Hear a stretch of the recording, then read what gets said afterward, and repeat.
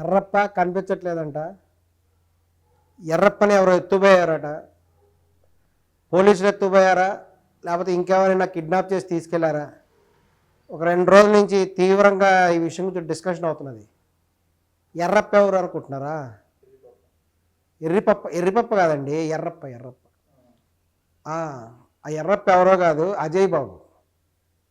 ఇప్పుడు గుర్తొచ్చింది కదా అజయ్ బాబు అనే పేరింటే, అదే పాస్టర్ అజయ్ బాబు. ఆయన అసలు పేరు ఎర్రప్ప, కానీ అజయ్ బాబు అనేటువంటి పేరుతో కూడా ఈయన పాస్టర్ రూపంలో తిరుగుతూ ఉంటాడు. ఈయన గురించి చెప్పాలంటే ఆయన ఒక ప్రముఖ హిందూ అతను. ఈ విషయం చాలామంది తెలీదు. ఇవన్నీ కూడా ఎఫ్ఐఆర్లో ఉన్నాయి. ఒక హిందూ అయి ఉండి అతని యొక్క సర్టిఫికేట్లో ఇప్పటికి కూడా హిందూ అనే ఉంటుంది, ఎవరైనా వెళ్ళి చూసుకోవచ్చు. తను పాస్టర్ అని చెప్తూ ఈ యొక్క మత ప్రచారాలు చేస్తూ బాగా డబ్బు సంపాదించాడు ఈ అజయ్. ఒకప్పుడు ఎక్కడో తిరిగేవాడు, ఈ రోజున జామ్ అంటూ తిరుగుతున్నాడు. మరి ఈయన అరెస్ట్ చేశారంటే ఎందుకు అరెస్ట్ చేశారు అనేటువంటిది ఇప్పుడు ప్రముఖ ప్రశ్న అనమాట. అందరూ అంటున్నారు హిందూ సంఘాల వాళ్ళు అరెస్ట్ చేశారు, హిందూ సంఘాల వాళ్ళ వల్ల ఇతను అరెస్ట్ కాబడ్డాడు. ఇతను అరెస్ట్ చేయడానికి ప్రధాన కారణం ఏంటంటే, ఒక క్రిస్టియన్ అతను ఇతని మీద కేసు పెట్టాడు. అజయ్ బాబు మీద ఒక క్రిస్టియన్ మతానికి చెందిన ఒక వ్యక్తి కూడా కేసు పెట్టడం జరిగింది. దాన్ని బేస్ చేసుకొని అజయ్ బాబుని అరెస్ట్ చేశారు. అంతేకాకుండా హైదరాబాద్లోని హిందూ సంఘాల జేఏసీ కూడా ఆయన పేరు మీద కూడా కేసు పెట్టడం జరిగింది. మరి ఎందుకు పెట్టారు ఈ అరెస్ట్ అంటే, ఈ కేసులన్నీ ఎందుకు జరుగుతున్నాయంటే, ఈ యొక్క ప్రవీణ్ పగడాల అనేటువంటి ఆయన యొక్క ఆత్మహత్య ఏదో రేపు తెలుస్తుంది. పోస్ట్ మార్టం కూడా త్వరలో రాబోతుంది. ఈయన తీవ్రంగా ప్రతిఘటించేశాడు. హిందూ సంఘాల వాళ్ళే హిందువులే ఈయన్ని మర్డర్ చేయించారు, వాళ్ళు అంతు తేలుస్తాం, అది ఇది ఇష్టం వచ్చినట్టు నోటికి ఏది ఉంటే అది మాట్లాడటమే. సమాజంలో శాంతి భద్రతలు రెచ్చగొట్టడానికి తీవ్రమైన ప్రయత్నం చేశాడు మన ఎర్రప్ప, అదే అజయ్ బాబు. ఈయన ఎంత గొడవ చేయాలని చూసినా హిందూ సంఘాల వాళ్ళు ఎంతో సంయమనం పాటించారు. ప్రవీణ్ పగడాల వారు ఆయన చనిపోక ముందు తన వాంగ్మూలం ఇచ్చినట్టుగా ఒక వీడియో కూడా ఆయన పెట్టాడు. ఆ వీడియోలో ఉంది,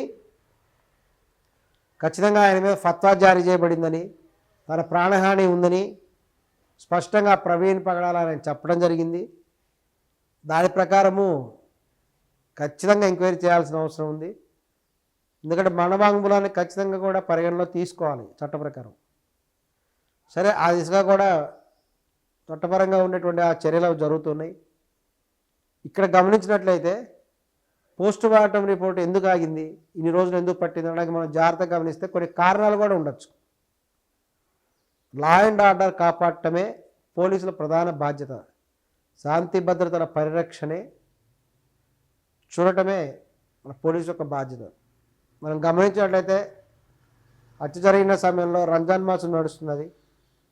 అత్యంత సున్నితమైనటువంటి సమయం అది. ఎక్కడ ఎటువంటి తేడా వచ్చినా మత ఘర్షణలు చెలరేగే అవకాశం ఉంది. మన ఈ అజయ్ లాంటి వాళ్ళు ఇక మత ఘర్షణలు రెచ్చగొట్టడానికి రెడీగా ఉన్నారు. దానికి తగ్గ కామెంట్స్ చేయడం జరిగింది. ఇంకొక ఆయన అంటాడు విపరీతంగా, వాళ్ళ అంతు చూస్తూ ఇది చేస్తాం అది చేస్తాం, బహిరంగంగా కూడా జనాలు రెచ్చగొట్టే విధంగా మాట్లాడాడు. తర్వాత శ్రీరామనవమి వేడుకలు, ఈ యొక్క వెంటనే శ్రీరామనవమి ఉంది, శ్రీరామనవమి కళ్యాణాలు ఉంటాయి, ఊరేగింపులు ఉంటాయి. వీటన్నిటి దృష్ట్యా కూడా వాటిని కొంత కూడా ఆపెట్టడం జరిగింది.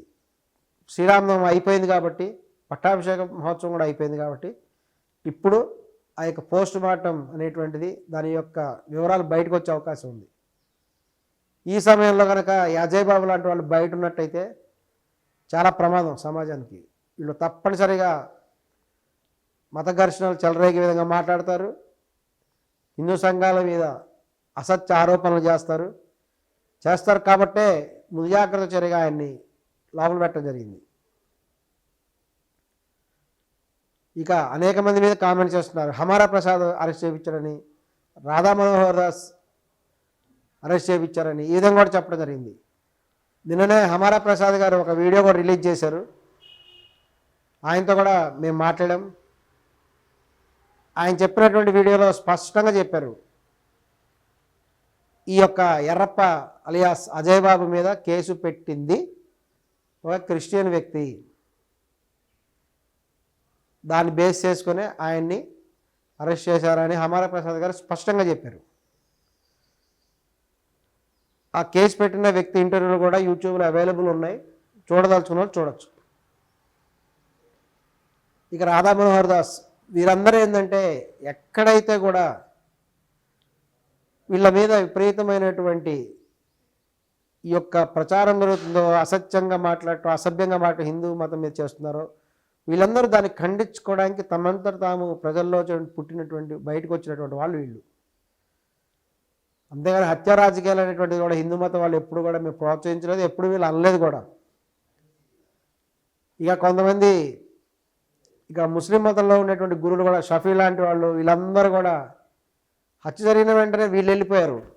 మరి వీళ్ళు ఎందుకు వెళ్ళారు అక్కడికి అనేది ఒకసారి గమనించాల్సిన విషయం. వెళ్ళేసి చాలా జాగ్రత్తగా మాట్లాడి హిందూ మతం మీద డైవర్ట్ చేయడం జరిగింది.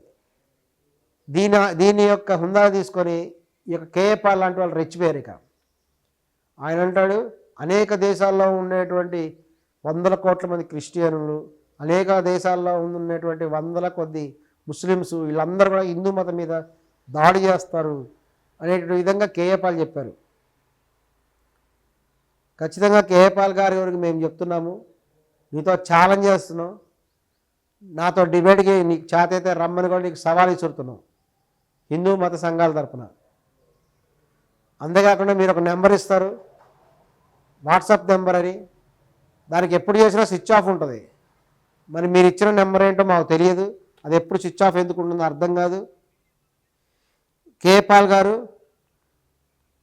మీరు ఒకప్పుడు ప్రముఖ స్థాయి అంతర్జాతీయ స్థాయిలో ఉన్నారు. ఈ విధంగా చేసి భారతదేశ ఖ్యాతి చెడగొట్టాలని ప్రయత్నం చేస్తే ఊరుకోవడానికి మేము ఎవరు సిద్ధంగా లేము, ఎందుకంటే మేమందరం దేశభక్తులం కాబట్టి. ఖచ్చితంగా అంతర్జాతీయ స్థాయిలో భారతదేశానికి గొప్ప తెచ్చే విధంగా మేము చేస్తున్నాం. భారతదేశంలో ఎక్కడ కూడా క్రిస్టియన్ల మీద, మైనార్టీ మీద దాడులు జరగట్లేదు, ఇది వాస్తవం. ప్రపంచంలో అన్ని దేశాల్లో కంటే భారతదేశంలోనే మైనార్టీస్ క్షేమంగా ఉన్నారు, క్రిస్టియన్లు క్షేమంగా ఉన్నారు అనేది వాస్తవం. ఎక్కడైనా జరుగుతున్న సంఘటనలు కూడా వాళ్ళ తప్పు వల్ల, ఇతరులను దూషించడం వల్ల, ఇతరులను అబ్యూస్ చేయడం ద్వారా జరిగినటువంటి రియాక్షన్లు తప్ప స్వచ్ఛందంగా జరిగేటువంటి సంఘటనలు కాదు. దీన్ని గమనించాలి. ఏదేమైనా అజయ్ బాబు గారు సరైన సమయంలో ఆయన అరెస్ట్ చేయడం పట్ల హిందూ సంఘాల వాళ్ళు, ఈవెన్ క్రిస్టియన్ సంఘాల వారు అందరూ కూడా హర్షం తెలియజేస్తున్నారు. మేము కూడా మా తెలంగాణ బ్రాహ్మణ సేవ సంఘం తరఫున పోలీసు వారికి విజ్ఞప్తి చేస్తున్నాం, శాంతి భద్రతలని సంరక్షించమని కూడా మేము కోరుతున్నాం. అందుకు తగినటువంటి సహాయ సహకారాలు అందజేస్తామని కూడా బహిరంగంగా కూడా తెలియజేయడం జరుగుతుంది.